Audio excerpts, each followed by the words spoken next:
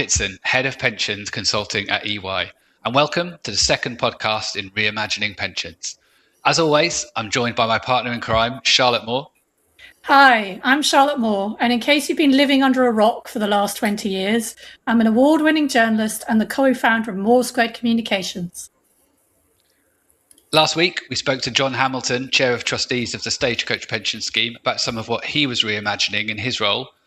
This time, we're delighted to welcome Darren Masters, Professional Trustee at Capital Cranfield, to talk about some of the things he's seeing in his role.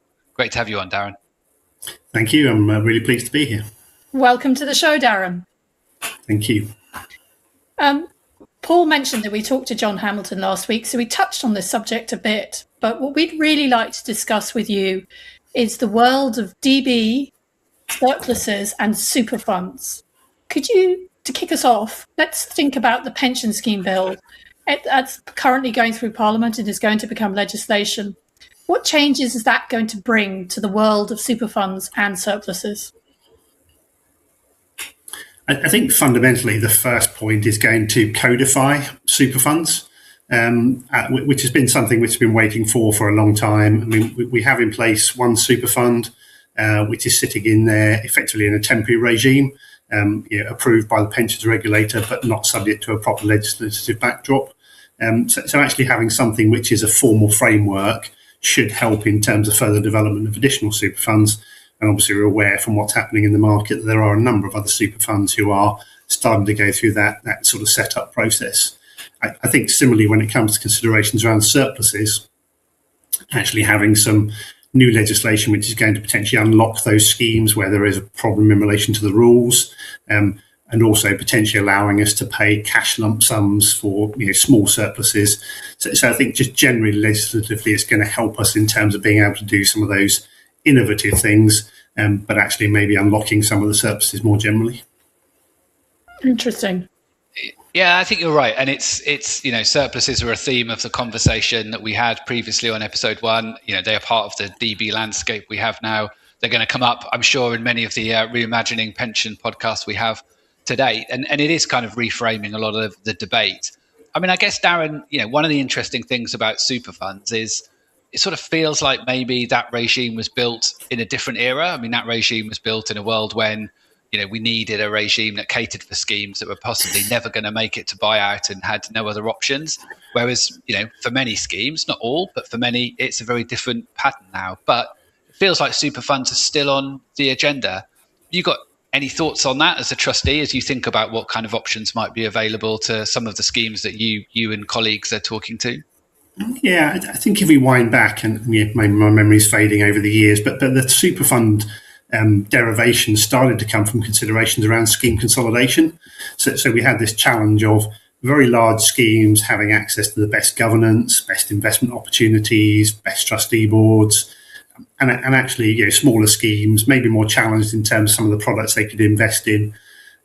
So I think superfunds partly came out of that, but I'd agree with you entirely that where they started from was for those schemes who were a long way from that the end of that buyout journey. They started in a position of call them distress schemes or zombie schemes, and I think things have moved on considerably since then. But it wasn't just the zombie scheme consideration; it was around where the sponsors sat. So as Paul is aware from work that we've done together, we've looked at DB superfunds from the point of view of FTSE 100 companies, not because we're concerned necessarily about the wider group itself, but when you're looking at the covenant that backs these schemes, it's a subset of that particular entity or a wider group. So there may have been risk there that meant that the scheme members potentially could have been exposed. So yeah, I think it is a changed landscape, and I think it will continue to drive innovation and development.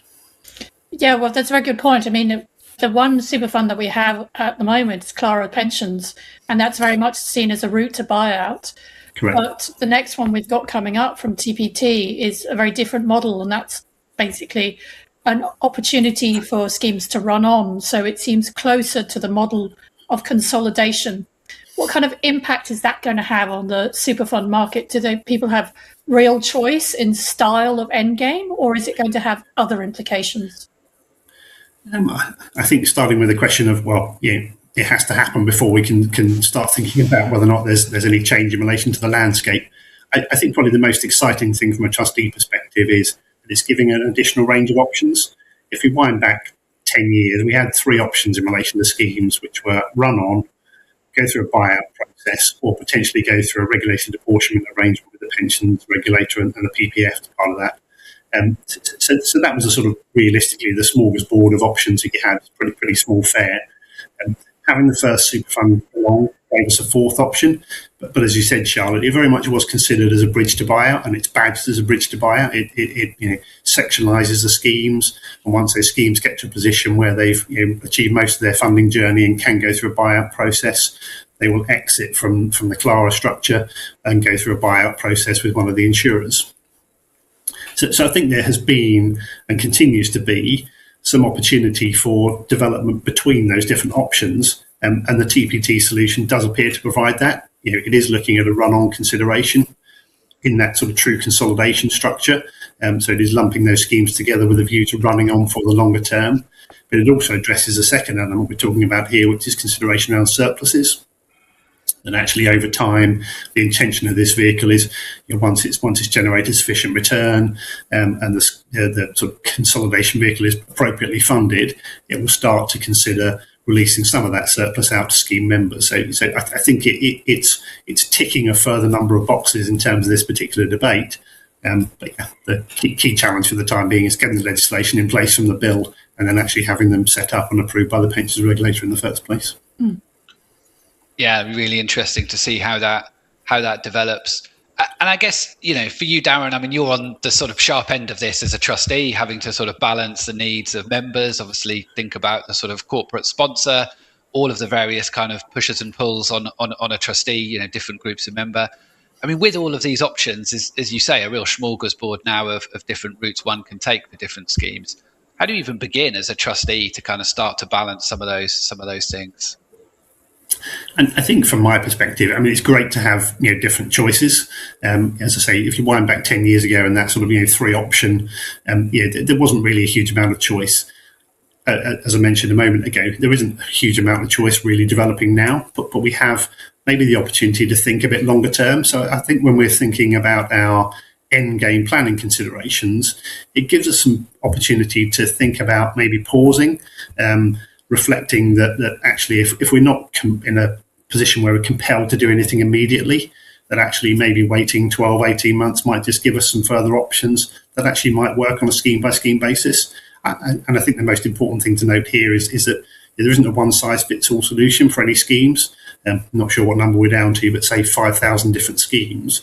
We're looking at trying to find 5,000 bespoke solutions for 5,000 different schemes here. So actually only having 3 solutions, maybe 4 solutions, 5 solutions for dealing with those 5,000 schemes still means that you're going to get quite a lot of groupthink. So some opportunity to have those developments, those innovations, and we haven't even touched on the sort of broader consideration around true DB consolidation in the sense that it was envisaged, DB Master Trust, for instance, and whether that becomes a viable market again. So I think in the trustee world, just having that wider shopping list, having that opportunity to think about different options is great from a trustee perspective. I don't see it as being a challenge from the trustee role, but because where we sit in the current timetable, actually having some time to properly consider that and maybe revisit it over 12, 18 months, 2-year period is probably a more appropriate consideration. Well, now that you've opened the door on real consolidation, I cannot but help follow you through it, Darren. So I was going to ask you about surplus, but I'll wait for a bit on that one. So, I mean, as you say, as I mentioned, TPT and run-on, it may be a better option for consolidation if you're not distressed and you don't need sort of saving into Clara and then passing on to a insurance provider. What is the vision for, because we do have all of these teeny tiny schemes and we do have schemes that are 100 million and less, and it would be good if we could bring them all together and manage them more effectively and use that capital firepower more effectively in many different ways and just make the outcome for the scheme members better too. How do you see that route to that? Do you think we'll get round to doing that maybe in a few years' time?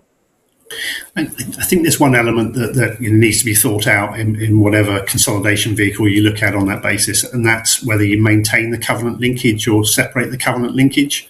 As I understand it, in terms of the structure that's being envisaged by TPT, and I'm aware there's at least one other, if not two others, also pursuing the market in terms of new super funds. If you maintain the covenant linkage, it's a different consideration, because potentially you then maybe accommodate those schemes which are more in the sort of Clara boat, but if you've got a 50 million bar as a sort of estimated level at which schemes need to be, or size that schemes need to be before they can sensibly afford to do a Clara type transaction, but are a candidate for Clara, i.e. they're 50, 60, 70% funded, have quite a long journey to get to that position. Having that covenant linkage for a period of time might help them to actually propel towards that journey. But it, of course, creates a new administrative burden for the super fund, that if you've got a covenant linkage, you've got to monitor that covenant, you've got to consider what happens if that falls away. I think there's some consideration as to how those different structures might operate. My initial thought around sort of true consolidation, as I say, was sort of DB master trust style, where you've got a grouping of schemes with the covenant linkage, but with an efficient administration, efficient governance, monitoring of covenant, actuarial, everything sort of wrapped into one. They are out there, but they seem to be a sort of a secondary consideration for a lot of schemes when we look at some of these more innovative solutions coming through. And Charlotte's asked you a bonus question, so I'm gonna sneak in with one too. Although feel free to take the fifth, Darren, on it. But I'll ask it generally across the sort of trustee community rather than necessarily putting you on the spot. But TAS 300 has been a lot talked about, technical actuarial standard 300, which obviously applies to actuaries giving advice to trustees on sort of end game. I mean, some have described that as a sort of panacea in terms of opening up the sort of eyes, I suppose, and doors to different solutions. Others have sort of said, well, it's sort of largely the same as what everyone's been done for a while. And then, of course, I think, as part of some of the pension scheme bill conversation running through Parliament, there's talk of, well, should something like that be extended to trustees? Should there be an obligation on them, a specific obligation to think about all the possible options? I suppose as a trustee, what's your thoughts on that? Is that a game changer? And do you think, more clarity for trustees would be welcomed or not? I mean, it's a difficult one, because the reality is, in certain circumstances, there's an absolute concrete answer. Particularly when you factor in the sponsor's consideration. If you're talking about some sort of consolidation with a run-on with a covenant linkage, and you suggest that to a sponsor whose view is, sorry, I very much would like rid of my scheme, it rules out a number of options. So I think it's useful to have those considerations. I think any trustee worth their salt wouldn't be doing their appropriate job if they didn't consider those alternative options. And that's partly why I said, when you're looking at those end game solutions, actually maybe stepping back a little bit and reflecting and thinking about what might be developing over a period of time is a useful alternative. But I think we shouldn't rule out some of the considerations around where sponsors sit in this, and whether or not there is actually. There's a wider range of possible solutions. Question whether those are workable in the circumstances the sponsors desire. So let's move the discussion on from super funds to surpluses. And I think it's fair to say that everybody wants to get their hands on the surplus, but nobody really knows how. We know the government wants access to it. Trustees and scheme members want access to it. So do finance directors and companies. So we've had a lot of conversation about run-on and the possibility and the potential of run-on and what it could do for companies and members. But there does seem to be a lot of complexity holding people back from actually being able to access that surplus. Can you talk to us about the challenges that are facing us in accessing a surplus? Yeah, I think you've touched on a number of them. We've discussed a few already. I think for me there are three big hurdles for the time being. First of all is having the Pension Schemes Bill converted into a Pension Schemes Act. So we've got some clarity both on the ability to change scheme rules, but also maybe on that access to cash lump sums as opposed to traditional augmentations of benefits. Second one would be some considerations around accounting. So I sit here today as a professional trustee, but coming from an accountancy background, and my profession hasn't really held itself out with glory for a number of years in relation to how we've accounted for pensions. And I do think that where you have a consideration around maybe augmentation of benefits out of a surplus, i.e. there isn't a sort of payment by the sponsor for that. It is just simply a way to unlock a problem. Does there need to be some alternative accounting for that? I know we can be creative a little bit in terms of how we account for use of surpluses to avoid it becoming above the line and maybe accounted for below the line. But if you're using sort of different accounting concepts of sort of prudence and matching, if you've got a surplus coming through which is going to the sponsor below the line, and you're distributing something to the members as part of that, then that's above the line. Just seems a little bit perverse that you've got that as a consideration. And then the final one, I think, is just avoiding short-termism in the finance director market. So maybe some of those accounting considerations could just be got over by the fact that actually, if you're doing something like releasing a surplus, you're getting an accounting hit, but you're getting the benefit of that as a sponsor. Tell the market that. Be bold, be honest, be open, and just say, actually, we're doing a good thing here. We're enhancing members' benefits. We're enhancing profitability and cash flow for the company. Yes, there's an accounting hit, but explain what's being done. So those three issues for me, I think, are sort of the fundamentals here: law change, accounting considerations, and then maybe just some willingness, but for FDs, to do it, but also potentially to explain it to the markets. Yeah, lies, damn lies, and accounting. I don't think it was quite that. I might have switched the word statistics there, but you get my drift. And I suppose just on the, just while we've got someone with your sort of excellent background and appreciation of the covenant side of things, I'd just be interested in your view around the sort of, I suppose, confidence people should have in run-on, in the sense that ability to kind of understand sort of covenant and strengths of covenant. I mean, I'd love just to get your thoughts on that, given your background. Yeah, I think one thing that I've learned over 35 years of consulting work, both in restructuring and insolvency, and then in pensions, is that covenant is an idiosyncratic risk. When it's there, it's there. When it's not, it's not. And actually, have we seen over sort of some of the financial crises that once previously strong companies, can fold. Fraud does happen. So you can see sponsors fold. So I think just simply relying upon a position where you say we have a strong sponsor today, and we are, effectively assuming that covenant is going to be there ad infinitum, would be a challenge from a trustee perspective. But if you're in a position where you've got funding to an appropriate level, you've built in maybe some additional funding buffer, and maybe have something ring fenced from a covenant perspective that just enables you to continue to take that risk and avoid a situation where you are truly relying upon that idiosyncratic covenant risk. And I think it can be managed, but yeah, it's certainly something that has to be brought into play when you are thinking about those run-on type scenarios.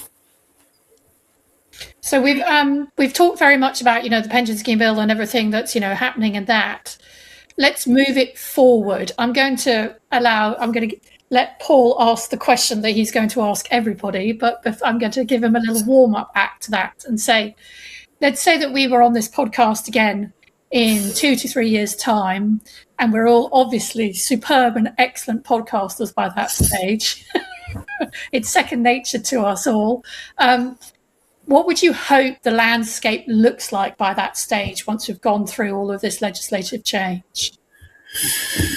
Oh, wow, that's a tough one. I think I would like it to look like maybe having 5 or 6 different options from an end game perspective, just to give that ability to think about different solutions for different schemes. I mean, if I think about my sort of trustee portfolio, I've got a scheme which has just celebrated passing into the 40% funding level, so it's 42% funded on a TP basis. Excuse me. It has a 17 to 18 year journey plan. And frankly, it is running on, and it will run on for a considerable period of time. But from the sponsor's perspective, they very much want to try and get rid of that scheme as quickly as they possibly can, because it is undoubtedly a drag on resources. So actually having those broader range of options, again, sort of, use the opportunity to look back 10 years rather than looking forward 2 or 3 years. When you had 3 options, it was very difficult to think about how you might do anything other than a sort of, I'd call it a hit and hold run-on strategy that you were basically relying upon the covenant being there for as long as you possibly could. if you couldn't sort of convince yourself to do a regulated apportionment arrangement. So having that broader range of solutions just gives some greater opportunity to think about a broader range of solutions for what is still a diverse range of different schemes with different funding levels and different considerations. And before I get to my magic wand question, and forgive me, Darren, again, I'm going to put you on the spot, but as I say, please feel free to take the fifth or answer sort of more broadly. But I'm just, again, you'll probably be the last trustee we have on for a little bit. So just keen to sort of pick your brains. I mean, John on our podcast one was quite open about, the benefit he saw in giving, for example, inflation protection to members above and beyond what was kind of enshrined in the rules. There is this debate, again, within the industry potentially around, what is the job of the trustees? Is it purely to secure, the absolute benefits that were defined in the rules, no more, no less? Or is there a broader obligation to think about, actually members kind of, at least maintaining parity with standard of living? Some may even suggest, is there a role for thinking about how the surplus can feature in supporting current employees, even if they're not in the sort of scheme today? What's your kind of take on that as a sort of a trustee, that debate around where your sort of role starts and stops? Yeah, I mean, if I ask 10 different lawyers what my fiduciary responsibility is as a trustee, I get 8 different answers. Maybe not 10 different answers. I was going to say 11 different answers. Well, possibly. I think it is a very difficult question. That consideration of what is your fundamental job. Most trustees would say it's to deliver the benefits that are written down in the scheme trust deed and rules. I think where you've got considerations around going beyond that, if the rules allow it, you've got some ability to enhance benefits, maybe as part of a wind-up process or ahead of wind-up, then it's certainly a consideration, particularly if that helps to unlock the surplus, gets you into a position where there's some rateable and equitable sharing to maybe just relieve a logjam in terms of how you deal with that. But I think it is an area that has been debated in relation to, and I think some greater clarity from a trustee perspective would help over time. But I think it's one of those that for the time being, I think John's view is an interesting one, but I wouldn't say it was one which is entirely prevalent across the trustee community. Well, since Paul gave you a bonus question, I'm now going to nick his question, and I'm going to ask you, Darren, if you were given a magic wand and you could change one thing and one thing only in the UK pension system, what would it be? Yeah, so I had a bit of an opportunity to think about this rather than sort of just coming in, and you're absolutely right. I mean, this is a question where you could give 20 different answers, and every one of them will be something which is fundamentally needs changing. I would wind back, and this is just thinking about what trustees deal with and some of the bugbears that trustees currently face. I'd remove contracting out, guaranteed minimum pensions, and the problems that has caused thereafter. GMP equalisation, the amount of work that's being done, the amount of time and resource it's taken up for trustees, the problems it causes when we go towards the buy-in market, buyout market. It has created so many more problems than the savings that were envisaged for members being able to save a bit of national insurance and divert those to personal pensions. So I think it's just very one that just thinks if you look at what's on trustee agendas, GMPE, it's one of those where your shoulders slump and you think I just would rather not be dealing with this. I wrote one article once about GMP equalisation, and it was an out-of-body experience because after I'd written it, I couldn't remember a single thing that I actually wrote, and I have no idea about it today at all. So we're going to have blank your mind. Well, I do wonder, and I sparked off a bit of a debate on LinkedIn on this question, but Torsten Bell, I think, has responded very positively to the Virgin Media issue in terms of the kind of, change that he's brought in to mean, we can deal with that. I think sort of pragmatically is how I'd sort of describe it as an industry without, creating a whole cottage industry and, having to sort of search to the nth degree for various things that probably don't exist. I mean, I do wonder, and I welcome your thoughts, Darren and Charlotte as well, if we had Torsten in office at the time of GMP equalisation, some of the broader things, could we have come up, should we have come up with a more pragmatic answer to that, given, certainly in some of the cases I'm seeing, like more is being spent on administrators and advisors, like coming up with the answers and is actually going to go to members in terms of increased benefits. That's not the case across all schemes. There are some schemes where it makes a difference, but in a number of cases, the actual impact on individuals is very, very small. Yeah, and I think I mentioned that, just in terms of when I look at what trustees are having to face, the cost that's involved in dealing with it, is just disproportionate. So yeah, I think more generally, maybe just some pragmatism, potentially maybe even thinking about things like where you have a bit of surplus and you're doing some augmentation. Could you argue don't have to go through GMP because the amount you're augmenting by effectively addresses any GMP? I know it doesn't address some of the sex inequality issues that GMP is intended to address, but if you're uplifting pensions, could you be pragmatic and say that's actually sufficient to address any GMP issues that were there as well? I just think more generally pragmatism is required. Because you're right, it's become a cottage industry, but a multi-billion pound or multi-million pound cottage industry. It's not to say that consulting firms would necessarily be happy with me saying that, but it's a massive piece of work that, frankly, we'd rather not be doing. That there are better ways to spend our money. Well, as I've already self-confessed, not really know much about GMP equalisation and want to stay that way till the end of time.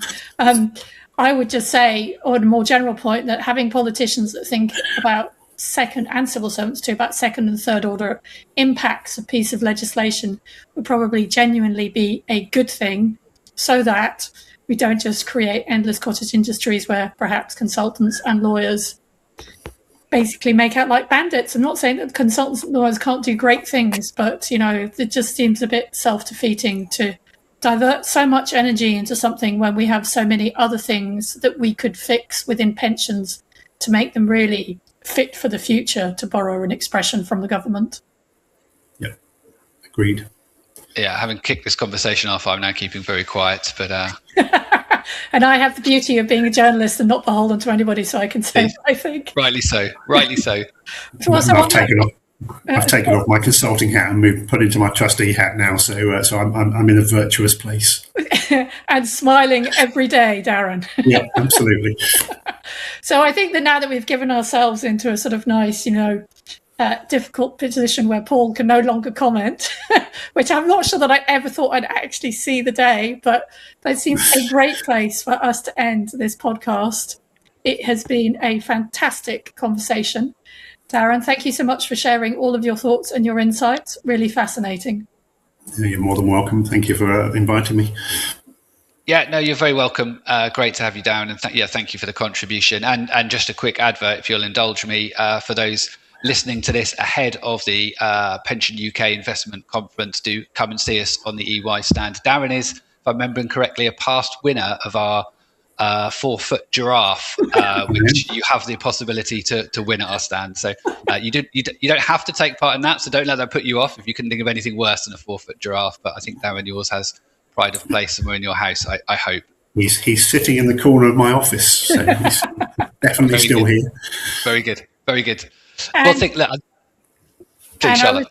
would also say that if you are enjoying this podcast and you want to carry on, see Paul and I learn how to become professional broadcast journalists, then please make sure you hit the subscribe button. And we really appreciate you listening to the podcast. Do also interact with us. Feel free to comment and take part in the Spotify poll if that is your podcast platform of choice. Thank you very much for listening. Yeah, thanks for listening.